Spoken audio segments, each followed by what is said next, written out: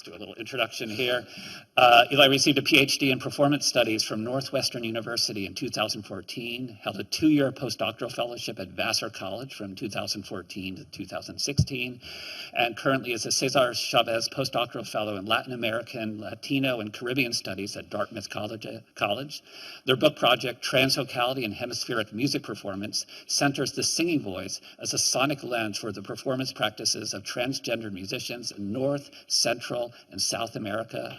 They have published in various journals and edited anthologies, and their dissertation was awarded the Philip Brett Award for exceptional musicological work in the field of lesbian, gay, bisexual, transsexual, transgender studies from the American Musicological Society in 2015. So please welcome Eli. And today's talk,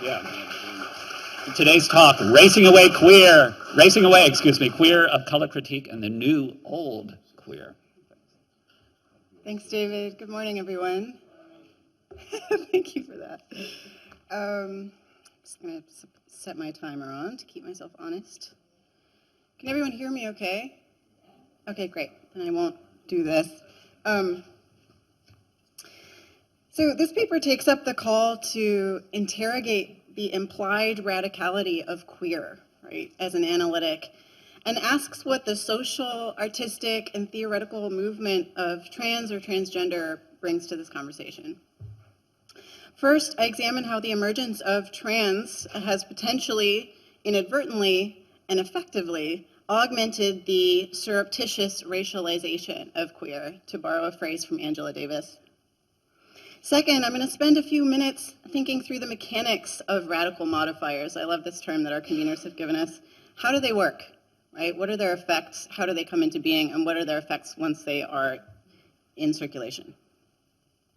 Third, I explore some areas in which musicology might be particularly well positioned to do queer and trans theorizing that centers race, class, and the productively embarrassed, etc.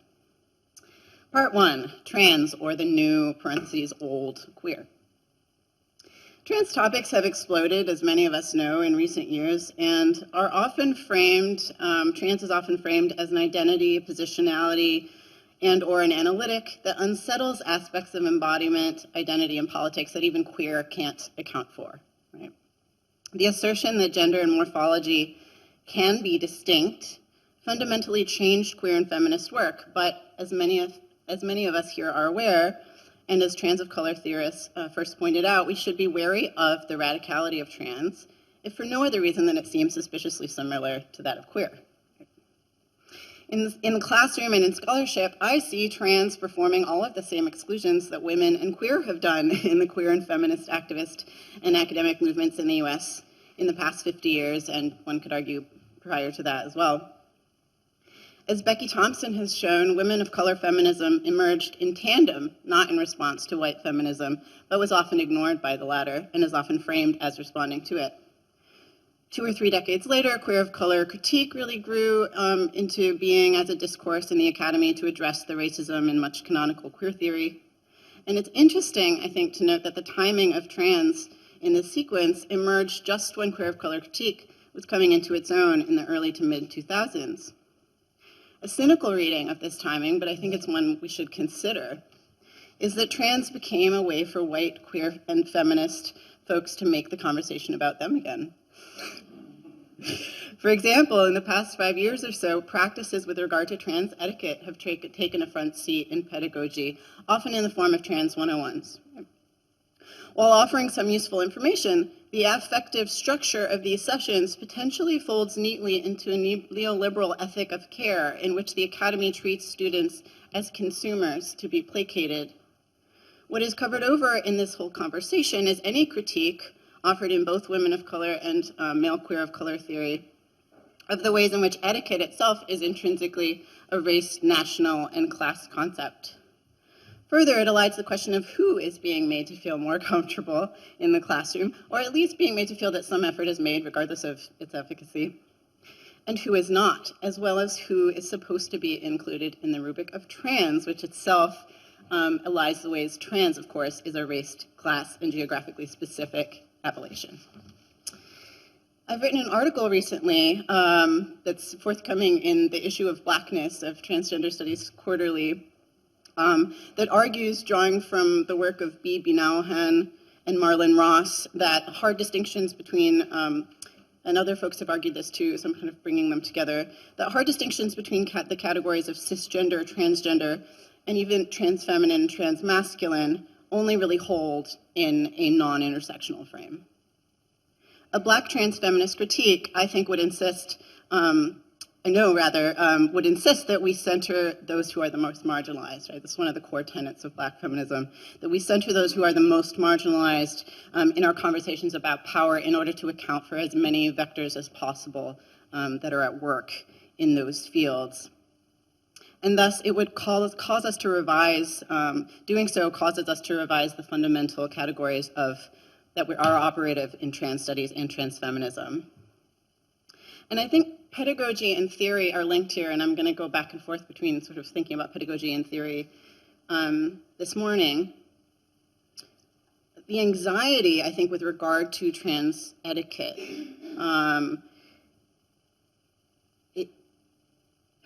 is premised upon a privilege of those who feel entitled to sort of these calls for care and for rightness, right? And so there's a universalization of whiteness in trans theory that in turn buttresses the pedagogy, right? So part of how trans, I would argue, has whitened conversations on gender and sexuality, again, has to do, I think, with the great amount of anxiety that emerges around this topic of trans etiquette, right? I think some anxiety is useful and necessary for change, right? Audre Lorde said that change is kind of inherently painful in some ways. But a culture of anxiety, I think, traffics in shame, right? And shame naturalizes anxiety, I think. So rather than keeping the focus on the micro and macro structures of power, it turns one into a bad pedagogue or a political being or a bad person, right, for saying the wrong thing, and makes intellectually challenging conversations around intersectionality all the more difficult. One of the ways I think we might address anxiety in the classroom, and I'm speaking here as somebody who teaches predominantly in gender studies, right, so I'm interested to hear how those of us who teach in musicology and ethnomusicology might have a different set of concerns. But hopefully this is still relevant or helpful in some way. But one of the ways we might address anxiety in the classroom, I think, which is warranted when we attempt to interrogate critical concepts that are also dearly held identities, right? Maybe to be able to untangle for ourselves and our students the differences between an identity, a positionality, and an analytic. I want to offer 3 working definitions and argue that they increase in their need and ability to be flexed and pushed and challenged. An identity, I would argue, is a personally held belief about oneself. Positionality is relational, and it's based on one's self-understood but not solely self-determined relation to others and systems of power. An analytic is what we do with a concept, right? It's how it helps us think. These terms increase in their ability and, as I said, need to be flexed as they move from left to right. There's little to no utility, I would argue, in critiquing someone's identity, but trans, or any other term, has to be flexed, in fact, to do any analytical work whatsoever, and the more the better, perhaps. Part 2, or the making of a feminist killjoy. That's Sarah Ahmed's phrase, not mine. I want to take the opportunity proffered by our conveners today to consider how any term comes to be understood as radical. How does it work? What are the effects of that production? There are 2 core components of how implied radical modifiers work that I can lay out now. First, they're not to be questioned. You're studying glitter as a resistant, you're critiquing glitter as a resistant sartorial strategy in queer nightlife? Why would you critique that? Right? Of course, there are high stakes involved, right, in questioning already marginalized work. And we're potentially giving people looking for a reason not to do this work an excuse to throw up their hands and say, see, I knew it wasn't worth the trouble, right? All this anti-racist queer work, it's just too hard, we're not gonna do it. The fact is, as we know, there is no return to the universal subject because it never existed. And this trouble, I think, around how to do this difficult work gives us an opportunity to get to know our own and others' queer objects that much better.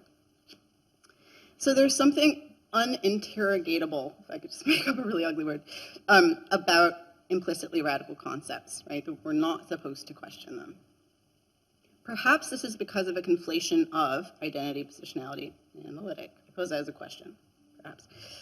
At the same time that I want to parse out those three frames, identity, positionality, analytic, I am, of course, deeply invested in keeping in play the material conditions that buttress theoretical elisions, right? Queer men of color who tokenize women of color in their research, for example, are able to do so in part because of the disproportionate absence of queer women of color in secure positions in the academy, right? So these elisions are tied to actual material elisions, of course. Hiram Perez has argued that whiteness is both invisible and mutable, adapting to whatever would expose it. We could say then, perhaps, that the radicality of queer and trans is a manifestation of a kind of bodily to theoretical osmosis, wherein inscrutability is attributed to queer and trans theory through the invisibility of normative whiteness. So once we have an implied radical term, queer and trans, what are its effects? I've already shown that it's unquestionable, right? And that unquestionability leaves the exclusionary mechanisms operative within them intact, right? If you don't question it, then whatever it's doing that isn't perhaps totally inclusive kind of goes under the radar. Second, they boomerang the focus of the critique from the object to the examiner. You want to critique the study of glitter as a queer sartorial practice of resistance? What's wrong with you? Right? It becomes about what's wrong with you rather than what the critique is about. So I think a litmus test for any term we might want to ascertain if it is an implied radical term is whether it turns those who would question it into feminist killjoys, to use Sarah Ahmed's beautiful phrase. Though these points may seem obvious, I hope they might be useful tools as we move forward, seeking analytics and methods in musicology that don't presume the very radicality, in and outside of musicology, that we don't presume the radicality, the very radicality we want them to do for us. Right? To highlight the material within this theoretical venture, again, I think we need to be really wary of how this boomerang effect enters into a long history of attributing anger, irrationality, and emotionality onto people of color who question the norm, right? So particularly people of color who are calling out, for example, the dominant structures in an institution, right, where it becomes about that person becoming the angry person of color. I hope that for today and tomorrow that we can, as the keynote speaker so beautifully set up for us yesterday, kind of keep in play the differing effects or the different stakes and effects of racing queer theory for different people performing it, right? This seems especially important in musicology and the performing arts, where embodied pedagogy is not only theorized but also done. How can our practices of singing, speaking, and playing music in the classroom embolden a project of race and queer music scholarship and vice versa?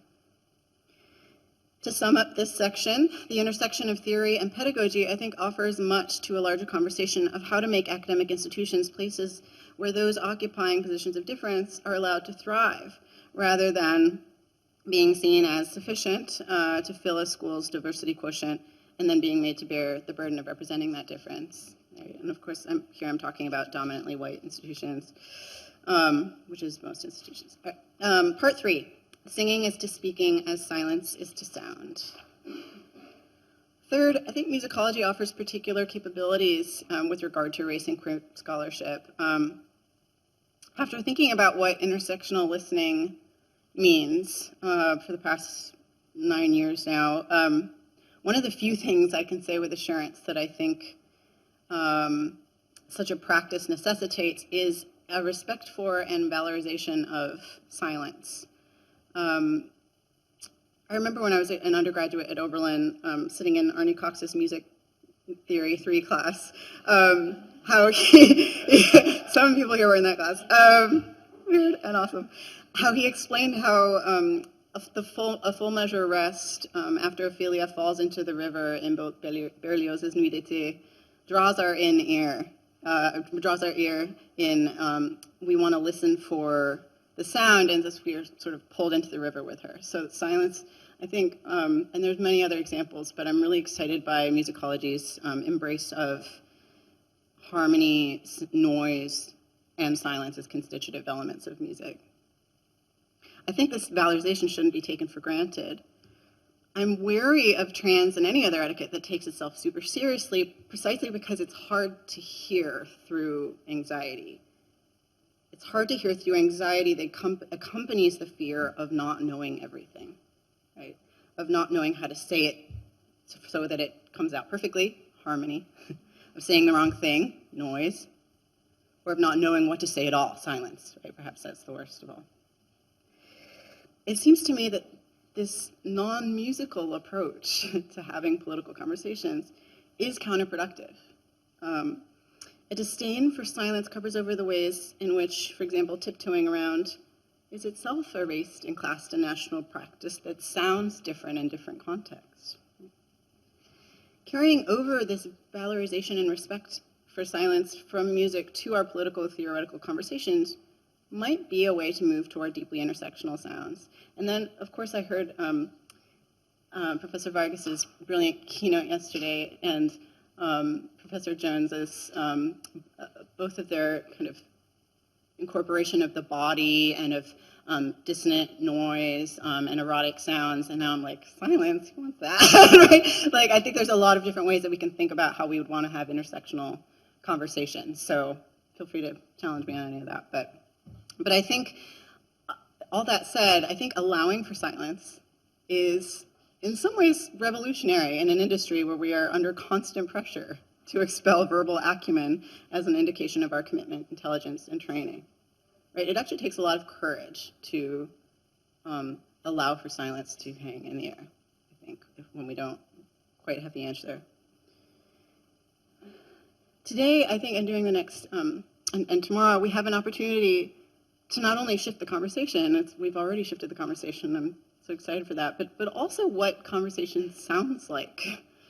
What if we allowed uncomfortable silence to fill the space, for example?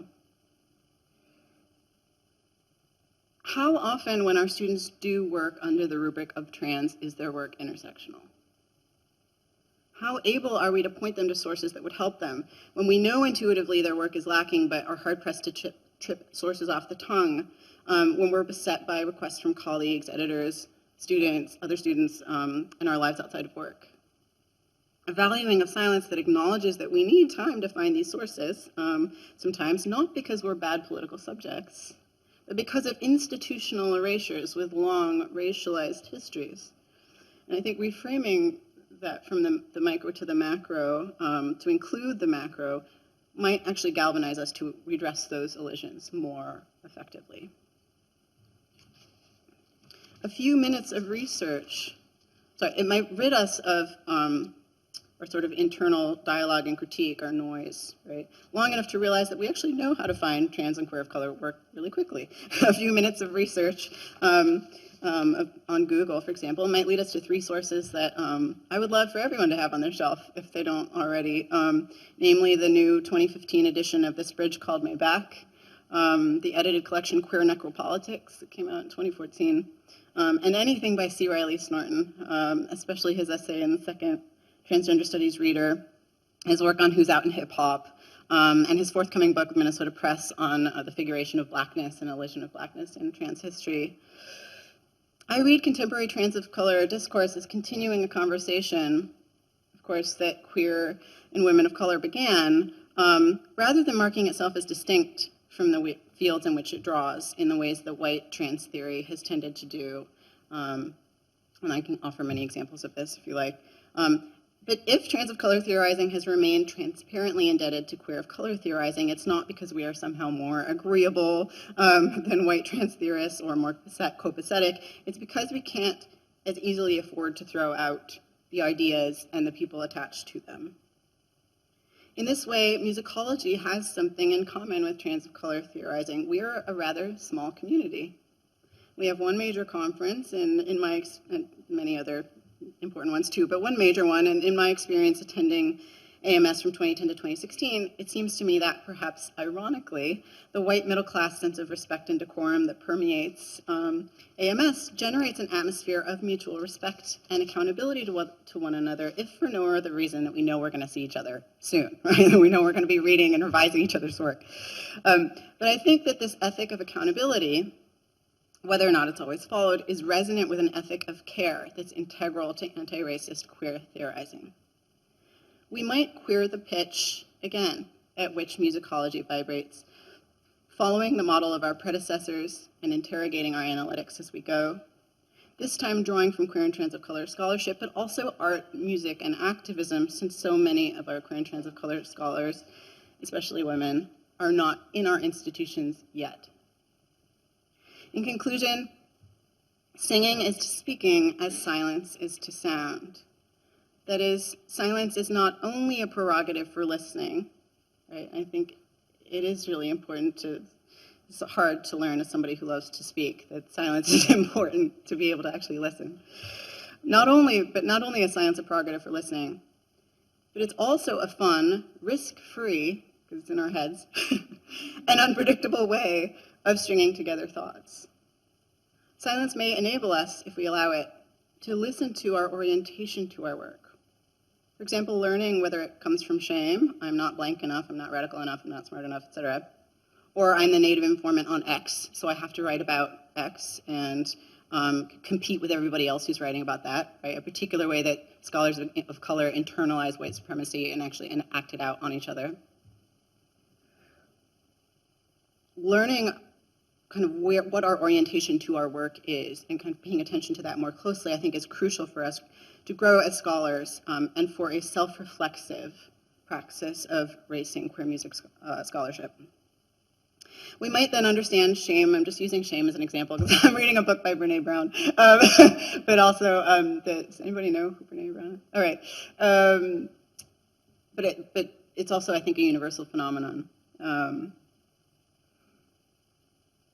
We might understand shame as a starting place, right? Not a destination island onto which to silo ourselves and people, but a beginning point that helps us discover where we are and where we want to go. So it's useful. In fine, that is what I wish for queer and trans as racial analytics, that they become tools that we carry on our creative intellectual journeys, much like the items in the luggage most of us packed to get here today. They enable us to negotiate our intellectual journey. And they're items that we've integrated to our beings, to ourselves, that we've selected ourselves, that we've selected from our items into thinking about our journey and what we might need, right? And so we've integrated them. They are unique and they're idiosyncratic to us. Queer and trans scholarship isn't about other people, it's about me in some sort of way, because I've thought about this work and have some sort of relationship to it that is complex and different, but it's not this other thing. At least that's what I hope. And whose utility, these queer and trans analytics as tools, whose utility we can never completely predict, and on a journey we can never entirely anticipate.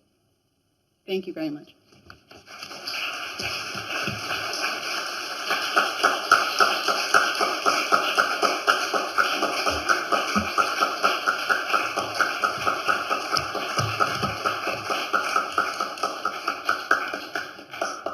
Thank you very much. A wonderful way. Is this working? Or? Well, they want me to use it, so when people have questions, you can speak into this and we'll help for the recording of it. So I'm going to have to play Oprah and move around. But I think we have time for one question. I just want to keep us on schedule. But with a group as close as this, I'm sure we can constantly ask each other questions during the course of the conference and all of that. So one question, here we are. So Clara. I feel bad for getting the question. I wondered if I could, thank you so much. It was really, really exciting. I wanted to talk about it with you. And I wonder if you could talk a little bit more about shame. And you said earlier that it neutralizes anxiety. And I wonder if you could think a little bit about that and talk about how the neutralization of anxiety would relate to pleasure, because shame also can be production of pleasure, in some different analytics. So why does shame neutralize anxiety? And then how does it get to pleasure? Because anxiety is not pleasurable, for me at least. Thank you. Yeah, I think that's a really great question. Just one point of clarification. I didn't say neutralize, I said naturalize. It's related, right? But just, yeah, shame naturalizes anxiety. I'm going to skip to the pleasure part because I think I think we know that. I think that pleasure can also be can also manifest various forms of white supremacy, right? We can think about how Black women in particular are put into positions in which they become the mammy, right? Scolding the white scholars for not doing the way that they're supposed to be doing. And there's a kind of pleasure in being scolded. Because if someone's telling you what to do, you don't have to take responsibility and figure it out yourself. And you also know your place. And I think that that not only relies on really racist tropes of emotional labor and intellectual labor, but it's also just a little bit lazy and not productive for intersectional conversations, right? So that's one aspect of pleasure that I immediately thought of with, and I think it also works with the trans shaming, right? There's good reason, for example, for having etiquette around like find out what someone's pronoun is from someone else who knows them, and then just try and use it, right? Like, there's good reasons to try and do that. It does actually make me uncomfortable when people use my pronoun wrong. I'm just speaking for myself, obviously. But like, at the same time, I'm not interested in that. Right? It's not very interesting. I kind of just want to move on to, you know, whatever, all of the other things that are more important than that and more interesting than that. And so shame, the reason I said shame naturalizes anxiety is because it's all sort of becomes about that moment, right? And it becomes all about the person who made that mistake. At least in most of in the conversations in Latino studies and gender studies that I'm mostly centered into. It may be different in different disciplines. But does that sort of answer? Okay. Thank you very much. Sorry we had to cut. Thank you.